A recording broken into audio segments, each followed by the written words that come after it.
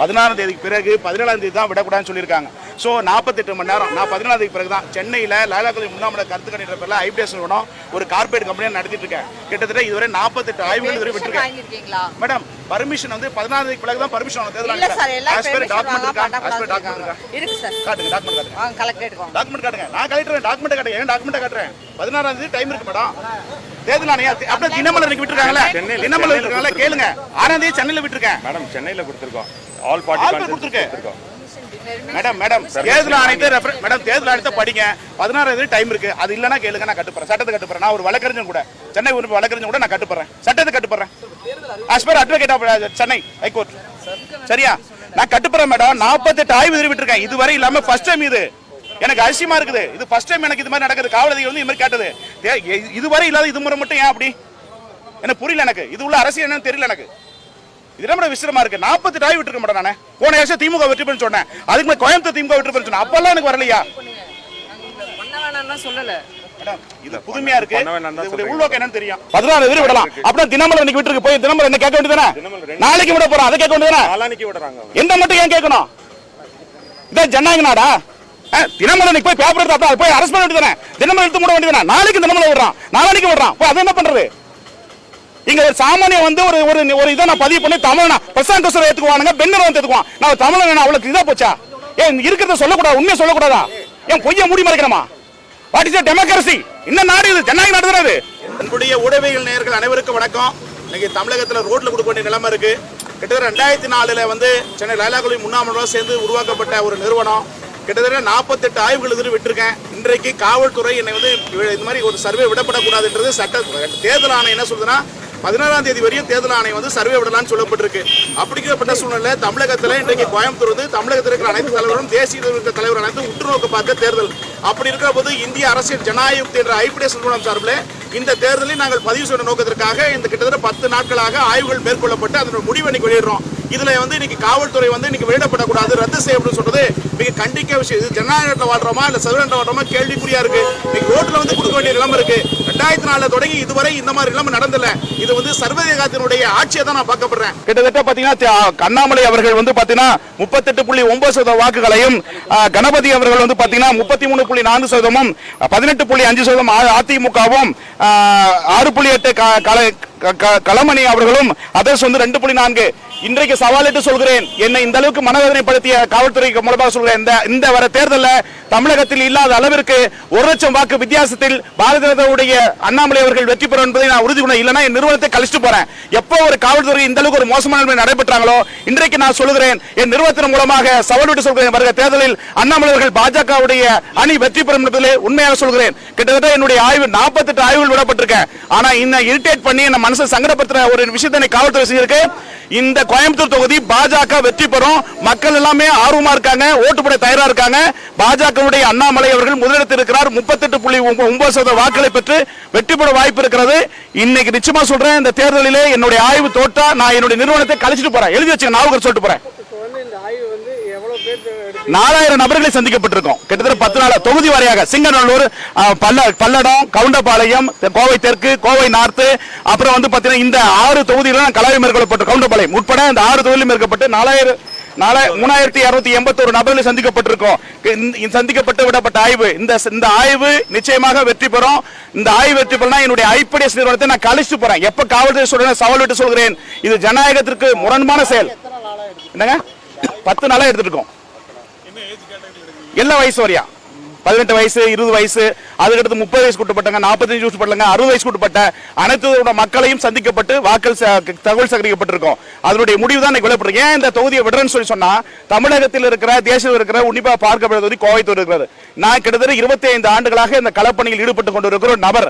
அப்படி இருக்கிற போது இந்த தொகுதியில் யார் வெற்றி பெற நோக்கத்திற்காக இன்றைக்கு பதிவு நோக்கத்திற்காக இன்னைக்கு கோயம்புத்தூர்ல வந்து இது பண்ணிட்டு இருக்கோம். 10 நாளா வந்து அப்படி வெளியிட்ட போது எங்களுக்கு சொந்த உழைப்பை போட்டு சொந்த கஷ்டப்பட்டு நாங்க வந்து இன்னைக்கு சேகரிக்கப்பட்டு இன்னைக்கு 14 வரையும் டைம் இருக்கு. 14 டைம் இருக்க போது இன்னைக்கு விடலாம் தவறு கிடையாது.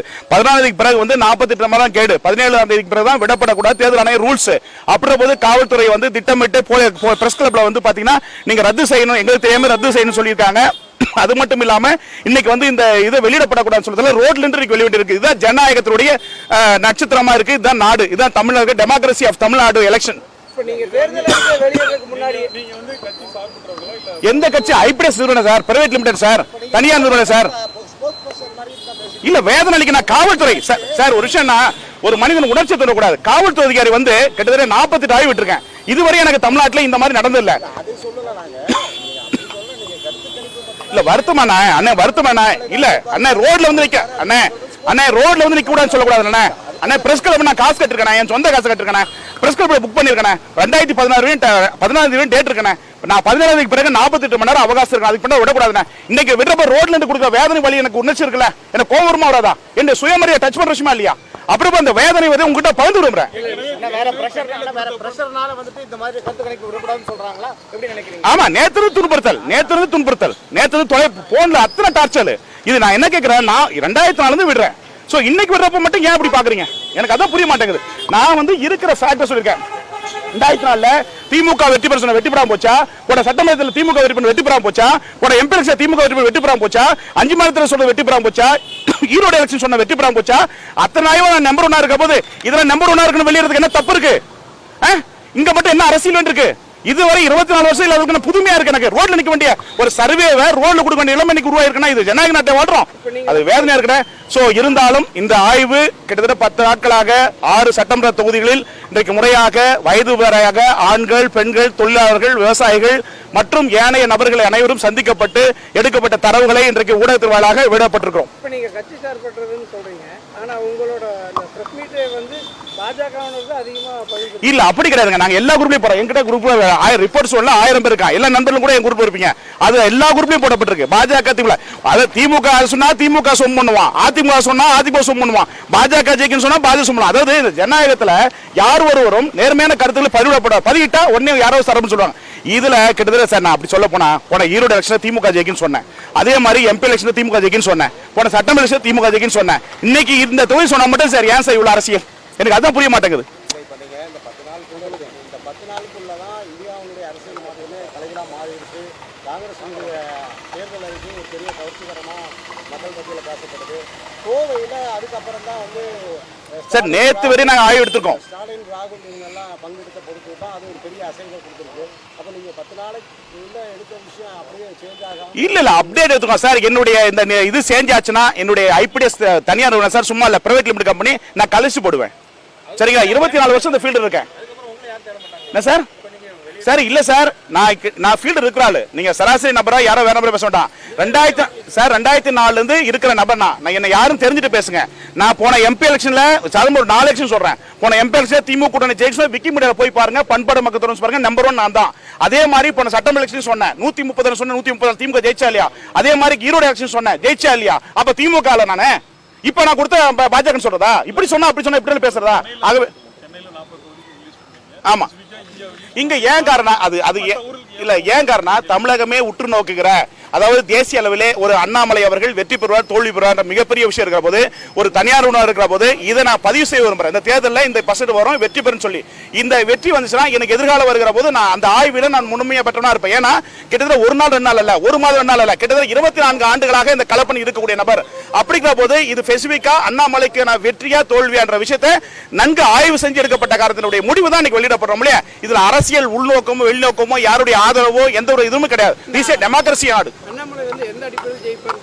மக்களிடம் ஒரு மிகப்பெரிய ஆர்வம் இருக்கிறது, மிகப்பெரிய அளவில் ஒரு ஈர்ச்சி இருக்கு. அதாவது ஜெயலலிதா கலைஞரை பார்ப்பது போல அண்ணாமலையை பார்க்க அதை பாசம் சார். ஒரு மனிதன் சொல்ற சாமானிய எங்களுக்கான இறுதி கடைசி வாய்ப்பு இதுதாங்க இந்த தேர்தல். இது அண்ணாமலை எங்களுக்கு மிகப்பெரிய இழப்பு சொல்றேன். அந்த அளவுக்கு மக்கள் மத்தியிலுக்கு நான் பிரஸ் மீட் கொடுக்குறது இன்னைக்கு எடுத்து வச்சுங்க. 4 தேதிக்கு பிறகு நான் இதே வரேன், கோயம்புத்தூர் சந்திக்கிறேன். தப்பா இந்த பரிசையை போச்சுன்னா நீங்க கேளுங்க, நான் கட்டுப்படுறேன். சரிங்களா? அவ்வளவுதாங்க. அதாவது ஏடிஎம்கே உடைய ஓட்டெல்லாம் பாத்தீங்கன்னா பிஜேபிக்கு போதுங்க. திமுக ஓட்டே வந்து பிஜேபி போதுங்க. இந்த தேர்தல் விசிரம தேர்தலை உருவாக்கும். கோயம்புத்தூர்ல வந்து பாத்தீங்கன்னா திமுக இருக்கிற ஓட்டும் பிஜேபிக்கு போகுது, அதிமுக இருக்கட்டும் பிஜேபி போகுது. தவிர்க்க முடியாத ஒரு சக்தியாக அண்ணாமலை உருவாக்கி விட்டார். கோயம்புத்தூருடைய நம்பிக்கை மக்கள் பாக்குறாங்க, ஏழை எளியவர் பாக்குறாங்க. அதனால இந்த வருகிற தேர்தலில் அண்ணாமலை ஜெயிப்பது உறுதி. இந்த சாதனை வரலன்னா நான் 5ஆம் தேதி உங்களை சந்திக்கிறேன். என்ன காரணம் சொல்றாங்க? அனைத்து சாதி, தேவர் சாதி, நாடா சாதி, கவுண்டர் சாதி, நாய்க்கர் அனைத்து சந்திக்கிறோம். இதை பேசிப்பா கோவை கோட்டையிலே அதிமுக கோட்டையில் ஒரு நம்ம பாஜகவுடைய இது வந்து அதிகமா வாக்காளர்கள் ஓட்டு போட தயாரா இருக்கான். சோ இதெல்லாம் பாத்தீங்கன்னா பிளஸ் அமைகிற போது இந்த பர்சன்டேஜ் புள்ளிவிவரம் வரும். அதிமுக திமுக காரங்க எதுக்காக அண்ணாமலை ஆதரிச்சு ஓட்டு போடுவாங்க? இல்ல, அந்த மக்கள் வந்து ரெண்டு கட்சி வேண்டாம், திராவிட இயக்கம் உருவாக்கி நான் சொல்லல 70 ஆண்டுகளாக இருக்கிறது. அதிமுக திமுக ரெண்டு ஆட்சி நாங்க பார்த்து விட்டோம். இப்ப ஒரு மாற்றம் தேவை, கோவை மக்களுக்கு விடிகாலம் தேவை நோக்கத்திற்காக மக்கள் எல்லாம் முடிவு செய்யப்பட்ட தேர்தலாக இந்த தேர்தல் இருக்கிறது. ஆகவே யார் தடுத்தாலும் யார் பணம் கொடுத்தாலும், காலை கூட ராமநாதபுரத்தில் 62ஆம் வார்டில் திமுக 500 ரூபாய் ஓட்டுக்கு பணம் கொடுக்கப்பட்டிருக்காங்க. இப்படி திமுக பணம் கொடுத்தாலும் அடுத்து அதிமுக பணம் கொடுக்க போறாங்க. யார் கொடுத்தாலும் இங்க தவிர்க்க முடியாத வெற்றியை அண்ணாமலை கண்டிப்பா இது பண்ணாரு. இந்த ஊடகத்தை தெரிவிச்சு கொள்றேன்.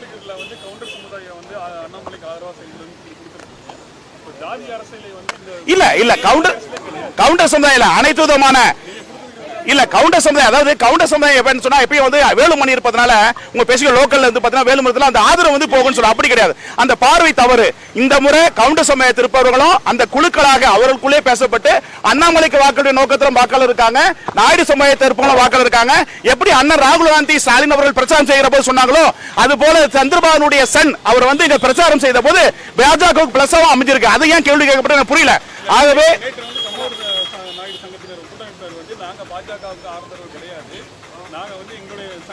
சங்கங்கள் சார், சங்கங்கள் அமைப்புகள் கட்சிகள் எல்லாம் இருங்க சார், சங்கங்கள் அமைப்புகள் கட்சிகள் எல்லாத்தையும் கடந்து அனைத்து மக்களும் அங்கீகரிக்க தலைவராக அண்ணாமலை வந்திருக்கிறார். நிச்சயமாக ஒரு 2020 தேர்தல் பாஜக சாதகமான தொகுதியை கோயம்புத்தூர் அமையும்.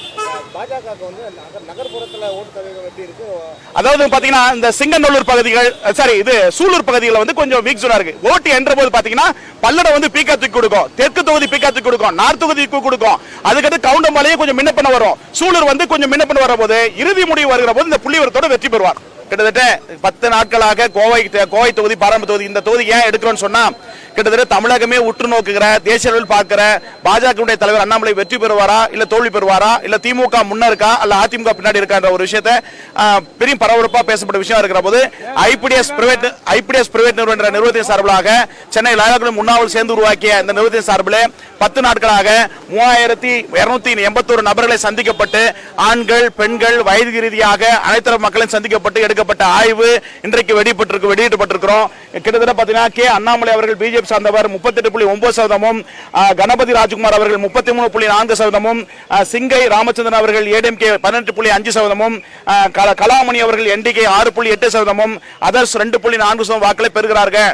இந்த முடிவு இறுதி முடிவாக இருக்கும். வருகிற நாடாளுமன்ற தேர்தலில் இதை நோக்கித்தான் தேர்தல் அமையும். கிட்டத்தட்ட பாத்தீங்கன்னா சூலூர் பகுதிகள் பாஜக பாதகமாக இருக்கிறது, மற்றும் வந்து கவுண்டம்பாளையத்தில் சில பகுதிகள் இருக்கிறது. ஆனால் 6 தொகுதிகளும் பரவலாக வருகிறது. முதலிடத்தில் பாஜக இருக்கிறது, 2வது இடத்தில் திமுக, 3வது இடத்தில் அதிமுக இருக்கிறது. இந்த தேர்தல் விசனமாக பார்க்க என்னவென்று சொல்கிற போது அதிமுக சேர்ந்த முக்காவாக ஓட்டு வந்து பாஜக செல்கிறது, திமுக இருக்கிற ஓட்டுகளும் பாஜக செல்வதனால் வெற்றி பெறுவது எளிதாக இருக்கிறது. அண்ணாமலை வந்து வெற்றி பெறுவதன் நோக்கத்திற்காக மக்கள் மத்தியில் மிகப்பெரிய அளவிலே ஒரு வரவேற்பு, ஒரு எழுச்சியை பார்க்கப்படுகிறது. ஆய்வு மேற்கொள்கிற போது அங்க இருக்கிற பெண்கள் ஆண்கள் இந்த தொகுதியினுடைய இறுதி வாய்ப்பு எங்களுக்கு வெற்றி பெறும் நோக்கத்திலே அந்தந்த வட்டார அளவிலே அங்கங்க இருக்கிற மக்கள் தனிப்பட்ட முறையிலே பிரச்சாரத்தை மேற்கொண்டிருக்கிறாங்க. இதனுடைய முடிவு வருகிற நாடாளுமன்ற தேர்தலில் இதை ஒட்டி அமைவதற்கு வாய்ப்பு இருக்கிறது. இதை தாண்டி மாறுவதற்குள்ளே நிச்சயமாக 1 லட்சம் வாக்கு வித்தியாசத்தில் அண்ணாமலை வெற்றி பெறுவதற்கு வாய்ப்பு இருக்கிறது. தேர்தல் முடிவுக்கு பிறகு 5ஆம் தேதி உங்களை மீண்டும் சந்திப்பேன். இந்த 6 தொகுதியை சேர்த்து நீங்க வந்து 3200 சொல்ற ஒரு தொகுதியில சராசரி 500-600 பேர் ஒரு தொகுதிக்கு.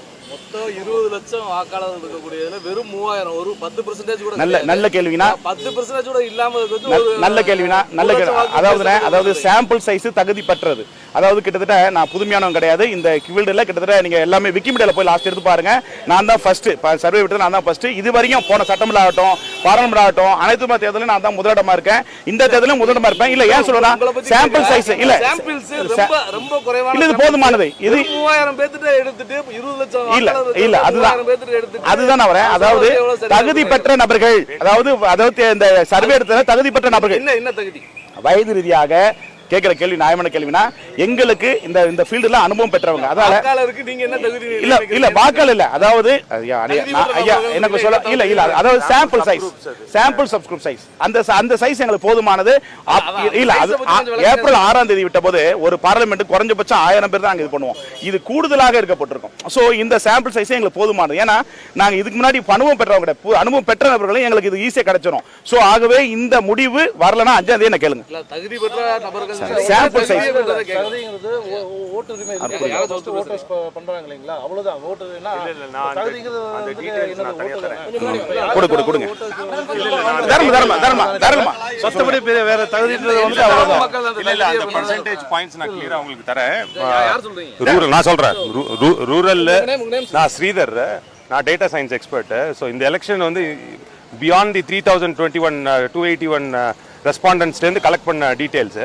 இந்த டீட்டெயில்ஸ் எப்படி உட்கார வைப்போம் அப்படின்னா, ரூரல் பர்சன்டேஜ் இருக்குது, urban population, working population, farmers, youth, இந்த மாதிரி டிஃப்ரெண்ட் பர்சன்டேஜ் பாயிண்ட்ஸ் இருக்குது. ஆல்மோஸ்ட் ஒரு சப் குரூப்ஸ் பார்த்தீங்கன்னாவே ஒரு 20 இருக்குது. ஓகே, ஸோ அந்த சப் குரூப் டீட்டெயில்ஸ் வேணும்னா உங்களுக்கு தரேன். அது நாங்கள் ரிலீஸ் பண்ணுறோம் செப்பரேட்டாக. இன்ஃபேக்ட் யாருக்காவது இதில் என்ன பண்ணியிருக்கோன்னு தெரியணும் அப்படின்னா நீங்கள் எங்கள்கிட்ட வாங்க, நான் உங்களுக்கு ட்ரெயின் கூட பண்ணுறோம். ஏன்னா இந்த வாட்டி டேட்டா சயின்ஸ் யூஸ் பண்ணியிருக்கோம், மில்லியன்ஸ் ஆஃப் ரெக்கார்ட்ஸ் ரன் பண்ணியிருக்கோம். இது வந்து ட்ரெடிஷ்னலாக ஒரு மெத்தடாலஜி ஃபாலோ பண்ணி ஸ்டாட்டிஸ்டிக்கல் மாடல் யூஸ் பண்ணி உட்கார வச்சிருக்கோம். பட் பியாண்ட் திஸ் என்ன பண்ணியிருக்கோம் அப்படின்னா, மில்லியன்ஸ் ஆஃப் ரெக்கார்ட்ஸ் ரன் பண்ணியிருக்கோம். 300 டிஃப்ரெண்ட் பேராமீட்டர்ஸை வச்சு அசஸ் பண்ணியிருக்கோம். அது ஹிஸ்டாரிக்கல் டேட்டா எடுத்திருக்கோம், அந்த டேட்டாவில் இருக்கிற கேப்ஸை வச்சு திருப்பி சர்வே பண்ணியிருக்கோம். அது மாதிரி பிப்ரவரியிலேருந்து பண்ணிட்டு இருக்கோம். ரைட், பிப்ரவரிலேருந்து ஒரு 3 வாட்டி பண்ணோம். பட் இந்த டேட்டா சயின்ஸ் வந்து மாடலிங் வந்து அவர் வந்து 10 நாள்ல பண்ணா சொல்றாரு.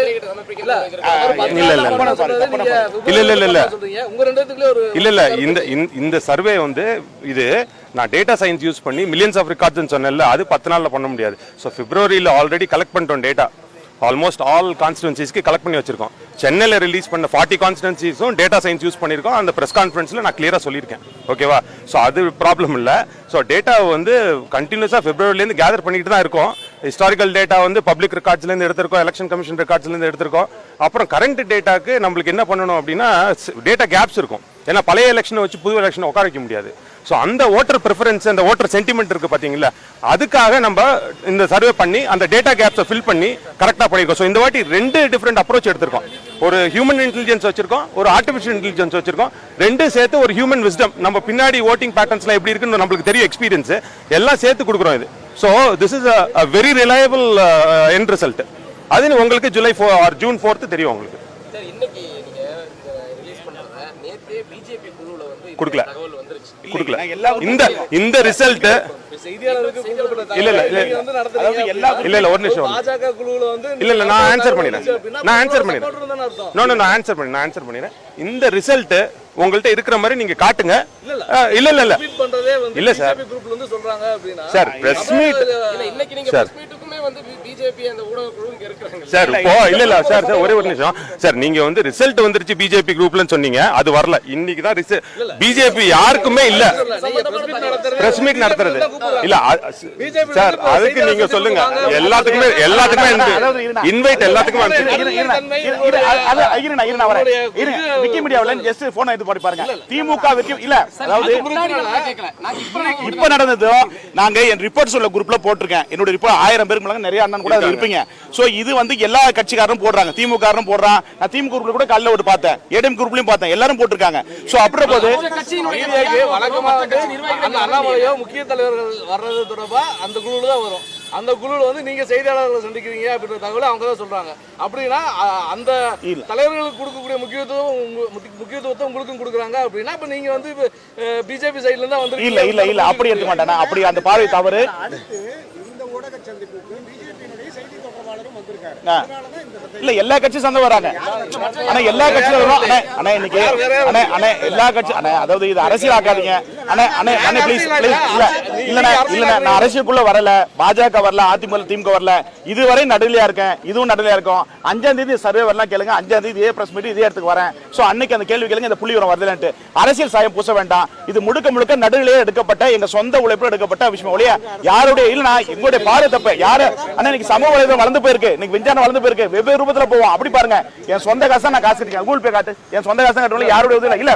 அந்த பார்வை தப்பு, எங்களோட பார்வை தப்புன்னு கிடையாது.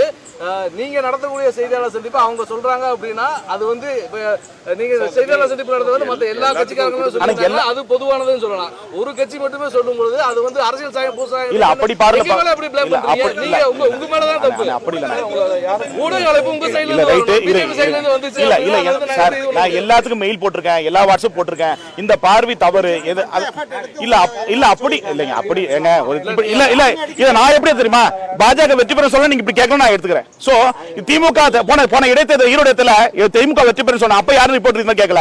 அப்புறம் போன சட்டமன்றத்தில் இருக்கிற யாரும் கேட்கல. போன எம்பி எலெக்ஷன் நாடாளுமன்ற திமுக வெற்றி பெற அப்ப யாரும் கேட்கல. ஆனா இந்த இடத்துல பாஜக வெற்றி பெறனா பாஜக பின்னாடி இருக்கு, முன்னாடி இல்ல பின்னாடி இல்ல.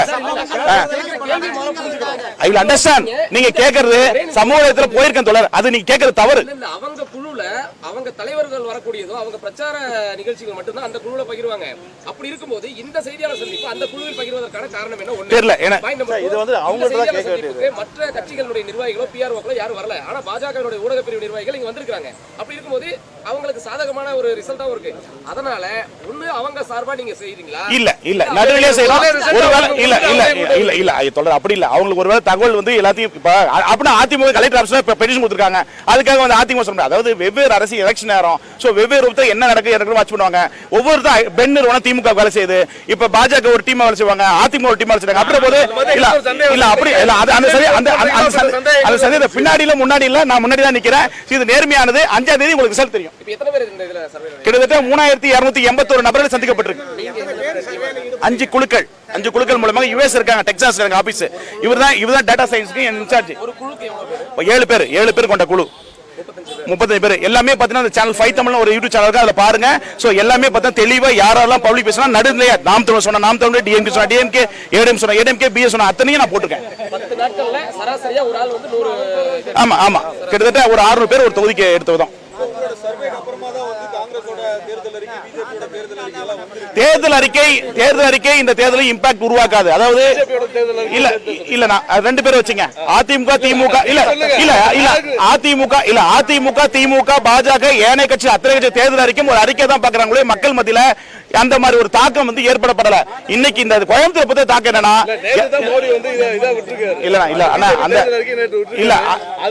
அந்த தேர்தல் அறிக்கை எஃபெக்ட் இந்த தேர்தலில் காட்டாது. ஏன்னா தேர்தல் அறிக்கை நம்பகம் மக்கள் மத்தியில் குறைந்து விட்டுச்சு. அந்த எஃபெக்ட் இந்த நம்பர்ஸ்ல இல்ல. எந்த கட்சிக்கும் பயன்படாது. சரியா, தேர்தல் அறிக்கை வந்து பயன்படாது. மக்கள் வந்து திராவிட முன்னேற்ற கழகம், அனைத்து முன்னேற்ற கழகம் 70 ஆண்டுகளாக திமுக அதிமுக இயக்கங்களை நாட்டை ஆண்டு கொண்டிருக்கிறது. கோவை மக்களை பொறுத்தவரை கோவை மக்களிடம் ஆய்வு செய்வது மனமாற்றம் ஏற்பட்டிருக்கிறது, மாற்றம் வேண்டும் என்று மக்கள் விரும்புறாங்க. அது மட்டும் இல்லாம சில நபர்கள் சந்திக்கப்பட்ட ஜெகதீஷ் ஒரு நபர் சொல்றா, சார் எனக்கு கடைசி ஆட்சியுமே இதுதாங்க, இந்த தேர்தல் தாங்க அப்படின்னு மக்கள் மத்தியில நான் சொல்றது விஷயங்களை மக்கள்கிட்ட போய் பழகத்தினால மக்களை பற்றிய சாம்பிள் எடுத்தால அதனுடைய கருத்தை பண்ற. நீங்க அதுக்குள்ள வேற பண்ணா மக்கள் வந்து முடிவு செய்யப்பட்டாங்க. அதிமுக கிட்டத்தட்ட 3/4 ஓட்டு பாஜக போகுது. அது மட்டும் இல்லாம திமுக ஓட்டு போடுறாங்க. அதிமுக வெறுப்பு அந்த கட்சியில் பாஜக சொல்றதுக்கு வாய்ப்பு இருக்கிற தேர்தலில் கோவையில் பார்க்கப்படுகிறது. எடுத்துக்கோ அவங்கள வந்து பாத்தீங்கன்னா மத்திய அரசுடைய, அதாவது மத்திய அரசு மாநில அரசுடைய திட்டங்கள் இருக்கிற போது அவங்க இந்த தேர்தலில் மாற்ற நோக்கத்துக்காக ஓட்டு போறாங்க. மெயினா வந்து இந்த ஜிஎஸ்டின்றது பல தரப்பையும் வந்து பாதிக்கப்பட்டிருக்கு. தொழில்துறையினர் நேரடியாவே குற்றம் சாட்டுறாங்க. ஜிஎஸ்டி பாதிப்பு இல்ல, அது சாமானிய, அது அண்ணே நல்லா கேக்குங்க, சாமானிய மக்களுக்கு அது புரிதல் இல்ல. தொழில் செய்யக்கூடிய நபர்கள் அவங்க நார்மலா இருக்காங்க, அவங்க அதை கட்டிட்டு இருக்காங்க, பிரச்சனை இல்லை. ஆனா சாமானிய மக்களிடம் அரசியல் இருக்கக்கூடிய நான் கேட்டேன், தமிழக முதலமைச்சர் திரு ஸ்டாலின் அவர்கள் திருப்பூரிலே ஒரு பாஜக அடிச்சிருக்காங்க, அதை பத்தி சொல்லி கேட்கிற போது அது வந்து அரசியலுக்காக இருக்காங்க ஒழிய மக்கள் எளிதா புரிஞ்சிருக்காங்க. சோ அந்த ஒரு கருத்து கூட நேத்து கூட ஒரு கொஸ்டின் சில பேர் இருக்கிற பெண்களே சொன்னாங்க, சார் அதெல்லாம் அரசியல் பண்ற விஷயம் சொல்லிட்டு. சோ இது தேர்தல் நேரம். ஆகவே இந்த தேர்தல் ஒட்டி இந்த முடிவு ஏன் கோயம்புத்தூர் பேசிக்கன்னு சொன்னா, கிட்டத்தட்ட சென்னையில இருந்து நான் எத்தனையோ ஆய்வு விட்டுருக்கேன். இந்த ஆய்வு வந்து நிச்சயமா வெற்றி பெற நோக்கத்திற்காக நான் விடப்பட்டிருக்கேன் ஒழிய இது நிரந்தரமாக இந்த தேர்தலில் முடிவு வரும். 4ஆம் தேதி இந்த ரிசல்ட் அமையும். 6 தொகுதி அது வந்து சென்னையில வெளியிட்டேன். திமுக கூட்டணி 32, அது மட்டும் ஏன் சொல்ல மாட்டேங்கிறீங்க? அது நான் சொல்றேன், திமுக கூட்டணி 32 இடம் வெற்றி பெறும், அதிமுக ஒரு இடம், பாஜக 5 இடம் சொன்னேன். சோ அதுல 30 தொகுதி ஏன் வெற்றி பண்ணி யாராவது கேட்டீங்களா? கேட்க மாட்டேன். அப்படின்னா பாஜக வெற்றி பண்ணி சொல்லிக்கோம்ல. அது ஏன் தலைவா அண்ணா ஏன்னா இங்க கோயம்புத்தூர் அது வரேன். அதாவது கோயம்புத்தூர் பொறுத்தவரை அண்ணாமலை வந்து ஒரு ஃபிகர், மாநில தேசிய ஒரு ஃபிகர், ஒரு தலைவர். அப்படின்ற போது அந்த தலைவர் எப்படி வெற்றி வாய்ப்பு இருக்கு என்ற விஷயத்தை வந்து எங்களை போல ஐபிஎஸ் ஒரு நிறுவனம் வந்து ஆய்வு செஞ்சதான் எங்களுடைய எலெக்ஷன் வந்து நாங்க ஒவ்வொரு எலெக்ஷன் விருப்பப்போ பதிவு செய்யணும். அதன் அடிப்படையில் தான் இது வந்து இந்த இன்ட்ரெஸ்ட் எடுத்து நான் ஓனா எடுத்து பண்ணிட்டு இருக்கோம் இல்லையா? மற்றபடி வரணும் கிடையாது. சென்னை இதே 6ஆம் தேதி ஏப்ரல் 40 தொகுதி வெளியிட்டோம். இந்த தொகுதி என்ன யார் ஸ்டார் கேண்டிடேட் பேர்ல எப்படி வெற்றி வாய்ப்பு இருக்கு இதை நாங்க சொல்றப்ப எங்க நிறுவனம் ஒரு கிரெடிட். 4ஆம் தேதி ரிசல்ட் வரப்போது இந்த பசை வந்துச்சுன்னா எங்களுக்கான பேர் வேற ஒண்ணுமே இல்ல. எங்க நிறுவனம் ஐபேக் வந்து பிரசாங்கோஸ் இருக்கு. அது போல கார்பரேட் கம்பெனி லயலா முன்னாள் மாசத்தை உருவாக்க நிறுவனத்துல எங்களுக்கு ஒரு பேரு கிடைக்கும். அதுக்கு அடுத்து பிசினஸ் வேற ஒண்ணு இல்ல. சரிங்களா? ஆளுநர் பதவி ராஜினாமா பண்ணிட்டு வந்து டென்ஷன்ல நிக்கறாங்க. தமிழிசை அவங்க தனியா எடுத்துக்கீங்களா இல்ல எடுக்க போறீங்க? இல்ல எல்லாமே இல்ல, மொத்தம் 40 எடுத்தாங்க. ஆளுநர் தமிழிசைக்காக எடுக்கலீங்க. இல்ல டென்ஷனே வந்து டஃபா இருக்கு. டென்ஷனே வந்து இல்ல, டென்ஷனே டஃபா இருக்கு. வர உங்க கேள்வி அது டென்ஷனை தொகுதி அதாவது டென்ஷனை பொறுத்தவரை ரொம்ப டஃபா இருக்கு. டென்ஷன் நாங்க சென்னையில இருக்கிறாள் அதை தொகுதிக்கு வந்து சொல்லிட்டோம். அந்த லிஸ்ட்ல 32 தொகுதி நாங்க தெளிவா சொல்லிட்டோம். இந்த இது மட்டும் தான் வேற ஏதாச்சும் வரணும் இல்ல.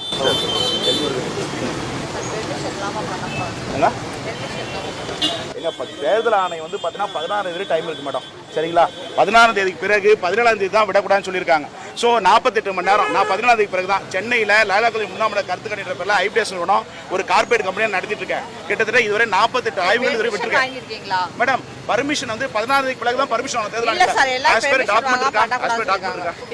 காட்டுங்க, டாக்குமெண்ட் காட்டுங்க. நான் கலெக்டர் டாக்குமெண்ட் காட்டுங்க. ஏன் டாக்குமெண்ட் காட்டுறேன்? 16ஆம் தேதி டைம் இருக்கு மேடம். தேர்தல் ஆணையம் அப்படியே தினமலர் விட்டுருக்காங்களே, தினமலர் விட்டுருக்காங்களே கேளுங்க. 6ஆம் தேதி சென்னையில் விட்டுருக்கேன் மேடம். சென்னையில் கொடுத்துருக்கோம். ஆல் பார்ட்டி கொடுத்துருக்கேன் மேடம். தேர்தல் ஆணையத்தை மேடம் தேர்தல் ஆணையத்தை படிங்க. 16ஆம் தேதி டைம் இருக்கு. அது இல்லைன்னா கேளுங்க, நான் கட்டுப்படுறேன். சட்டத்தை கட்டுப்படுறேன். நான் ஒரு வழக்கறிஞர் கூட, சென்னை உறுப்பு வழக்கறிஞர் கூட நான் கட்டுப்படுறேன். சட்டத்தை கட்டுப்படுறேன். As per advocate of Chennai high court. சரியா? நான் கட்டுப்படுறேன் மேடம். 48 ஆய்வு விட்டுருக்கேன். இதுவரை இல்லாம ஃபர்ஸ்ட் டைம் இது. எனக்கு அதிசயமா இருக்குது. இது ஃபர்ஸ்ட் டைம் எனக்கு இது மாதிரி நடக்குது. காவல் அதிகாரி வந்து இது மாதிரி கேட்டது. இதுவரை இல்லாத இது முறை மட்டும் ஏன் அப்படி எனக்கு புரியல. எனக்கு இது உள்ள அரசியல் என்னன்னு தெரியல. எனக்கு இது ரொம்ப விசிரமா இருக்கு. 48 ஆய்வு விட்டுருக்க மாட்டேன். நானே போன வருஷம் திமுக வெற்றி பெற்று சொன்னேன். அதுக்கு மேலே கோயம்புத்தூர் திமுக வெற்றி பெற்று சொன்னேன். அப்பெல்லாம் எனக்கு வரலையா? இது புதுமையா இருக்கு. உள்நோக்கம் என்னன்னு தெரியும். நன்றி. 16 பேர் விடலாம். அப்படின்னா தினமலர் இன்னைக்கு விட்டுருக்கு. போய் தினமலர் என்ன கேட்க வேண்டியதானே? நாளைக்கு விட போறோம். அதை கேட்க வேண்டியதானே? எந்த மட்டும் ஏன் கேட்கணும்? இதான் ஜனநாயக நாடா? தினமலர் போய் பேப்பர் எடுத்தா போய் அரசு பண்ண வேண்டியதானே? தினமலர் எடுத்து மூட வேண்டியதானே? நாளைக்கு தினமலர் விடுறான், நாளைக்கு விடுறான். அது என்ன பண்றது? இங்க ஒரு சாமானிய வந்து ஒரு இதை நான் பதிவு பண்ணி தமிழ்னா பிரசாங்கோசரை ஏத்துக்குவானுங்க, பெண்ணர் வந்து ஏத்துக்குவான். நான் தமிழன் அவளுக்கு இதா போச்சா? ஏன் இருக்கிறத சொல்லக்கூடாது? உண்மையை சொல்லக்கூடாதா? ஏன் பொய்ய மூடி மறைக்கணுமா? What is democracy? என்ன நாடு இது? ஜனநாயக நாடு தானே இது? இடியட்ஸ். நன்றிங்க. நன்றி.